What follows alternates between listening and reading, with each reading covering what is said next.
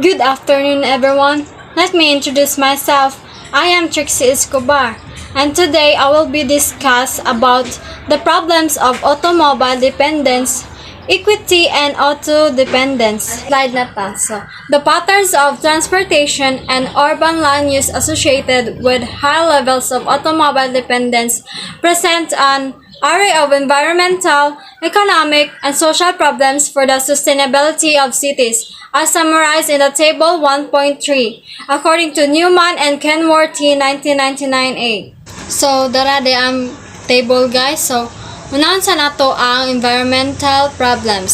And the other is oil vulnerability, urban sprawl, photochemical smog, acid rain, high greenhouse gases, global warming, greater stormwater runoff problems, traffic problems, noise, neighborhood severance, visual intrusion, physical danger, and decimated transit systems. Because of high energy use, automobile cities nagproduce large quantities of greenhouse gases and emissions such as carbon monoxide, volatile hydrocarbons, and nitrogen oxides, which is contribute to the formation of photochemical smog. Sulfur dioxide from transportation and industry, when mixed with precipitation, nag-cause siya og acid rain and acid smog, which results in the acidification of inland waters nga makapatay siya og mga forests across the planet. Such emissions do not respect national boundaries and therefore strengthen the need for regional and transitional agreements about abatement strategies. Automobile-dependent cities also lose large quantities of productive land or natural areas to suburban sprawl every year. With the peaking of world oil production, cities increasingly need to retain as much near-city agricultural production as possible to minimize the energy content of food. Sa kaning greater stormwater and runoff problems tungod sa covering of vast areas of urban land with pavement for roads, parking, and the construction of extensive low-density housing areas creates huge amounts of water runoff, nagakos siya of flooding as well as polluted water from the oil and brake residues that build up on the pavement. Ari na tas traffic problems. Traffic noise and neighborhood severance and deterioration of the public realm are a major feature of auto-dependent environments. So, everyday maka-experience mo daaning traffic noise, di ba? Traffic noise pervades every aspect of life, from intrusion into dwellings and workplace to the inability, in some cases, for conversation in public. Since the automobile began to dominate urban transport systems, neighborhoods have been severed by large freeways and roads have been widened, making it possible for neighbors to maintain contact. Finally, one of the insidious problems created by auto-dependence in its attendant land uses is the spiraling decline of transit systems. This is not because people in these cities are necessarily less willing to use transit if excellent services are provided, but rather because entire urban systems have been built around the car, resulting in the progressive marginalizing of transit systems that have become less and less able to compete in speed terms with cars, or indeed in the most of other factors that influence people's mode of choice, such as level of service and frequency. It is only in the European and Asian cities where transit boardings exceed 300 per capita per year that transit is competing effectively and conveniently with cars. So we are done with environmental problems.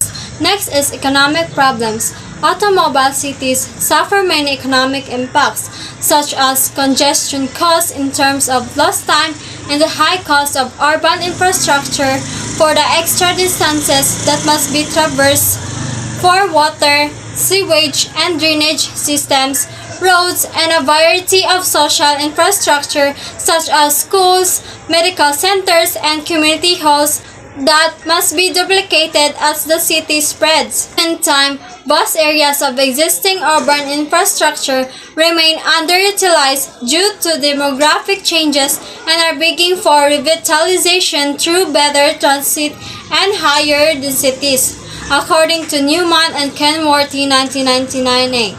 There are also issues such as the loss of productive rural land and urban land to sprawl, pavement, and the conversion of corn to ethanol to feed cars rather than people.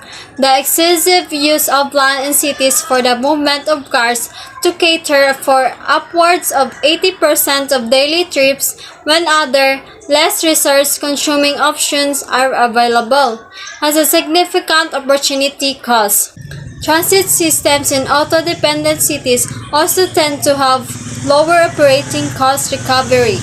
There are also large economic costs associated with road accidents and deaths in cities. Labi na sa kaning mga dato like sa ubang kay bansa nga hilig kay mga race, mayana. Then sa tuwa diri is so sa akong naobserbaran, ang common diri is kanang nawadan og brake, nga hubog ba ang driver, kana sa magdali-dali, maglusot-lusot, antay nga naadi ay sakinan siya tubangan niya, nabanggaan na. Economic impacts of automobile dependence include the effects of obesity and related health problems on the health systems from the lack of physical activity, including walking. This was being considered because the cost to health systems for treating obesity or physical inactivity induced health problems are so great that it would be cheaper to simply pay people to exercise to avoid such medical conditions. Air pollution and other pollution can also cause many health-related problems and even death in extreme cases, which carry an economic impact. So done with the economic problems, and lastly is social problems. This list of problems, most of which can be traced back to the automobile's deleterious effect on the public realm and the nature of human interactions in auto-based societies. If people lost the capacity to function in a participatory society, for example, lost their sense of being citizens, then it is more difficult to enact the kind of policies and programs needed to address these problems. Tungod sa traffic na loss na ang street light, loss of community and neighborhoods, uban ani na ilahang road kay gigitan nga di paagi, murag unfriendly ragay kay sila. Then kaning loss of public safety, like ang gubon nila ang sakyanan, biton sa nila pang krimen like kidnapping, sad ni nga kalit kag pusilon while nag-drive ka, even though nga wala ka kabaw nga naday kay mga kontra like that. So population and remote suburbs with few amenities, access problems for those without car or two cars and those with disabilities. Katong mga way sakyanan o naglisod og sakay kay tungod puno kayo og tao, labi na ron nga klase na mga estudyante o nasay uban nga ang mga senior citizen or PWD di na lang jud kasakay. Road rage, example ani, so naay usa ka sakyanan nga naay suwat nga please be patient nga pa siya nga driver. So ato yang gisunod kay sige ra pipip sa hantod sa kalagot ni ba murag impatient kaayo, so mausad na. Then antisocial behavior due to boredom and car dependent suburbs, so tungod sa kaboring nga traffic pa jud kaayo, samot ka kalagot bitaw. And lastly, enforced car ownership for lower income households. This is all for the problems of automobile dependence. Next topic is equity and auto dependence. Effective access to amenities and services in cities is a key measure of the performance of the urban transportation system. A fundamental principle, then, of sound urban and transportation planning is the delivery of effective access for all, without discrimination as to income, ethnicity, physical ability, housing location, mode of travel, or any other factor. According to Schaefer and Sklar 1975, effective and equitable access means many different things. For example, the difference between an easy and difficult commute. It may even, under certain circumstances, mean the difference between getting a job or not. It can make difference between easy to travel to schools, shops, medical services, recreational facilities, and entertainment, or accumulative deprivation leading to real social problems. Access, in other words, profoundly affects the quality of urban life. It is an essential good which depends on the effectiveness of transportation systems, and as transportation and urban theorists increasingly stress on better urban spatial organization which reduce the need of expensive private motorized movement. The transportation systems that help to supply access can be expensive in terms of public, environmental, and other external costs. That is all. Thank you.